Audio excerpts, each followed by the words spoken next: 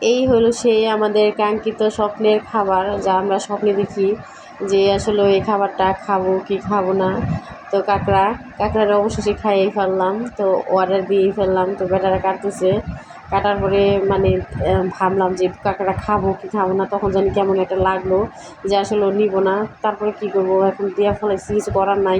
তারপরে মন কীরকম জানি টানলো না, আসলে কি খাবো না খাবো না, দেখে তো বেশি একটা ভালো লাগলো না। এখন তো নিতেই হবে, কারণ অর্ডার দিয়ে ফেলাইছি, এখন তো আর কিছু করা যাবে না। তো কাঁকড়ার পিসগুলো ছিল 200 টাকা করে। যারা যারা খাইছেন আসলে কাঁকড়া খেতে কেমন লাগে আমি নিজেও জানি না, তো ফার্স্ট টাইম আজকে খাবো। তো সবসময় দেখতাম যে কাঁকড়া খায় বা ভাবতাম যে খাবো কখনো, তো আসলে যে সত্যি সত্যি কোনো দিন খাবো এটা কখনো ভাবি নাই। তো আজকে হঠাৎ করেই মানে আসা হলো পদ্মা নদীর পাড়ে। তো এসে কাঁকড়াটা অর্ডার দিয়েই দিলাম। চাচা ধুচ্ছে, দেওয়ার পরে এই যে ইলিশ, যে ইলিশটা আমরা অর্ডার দিই সেটা, আর এই যে কাঁকড়ার মধ্যে মশলা মাখাচ্ছে।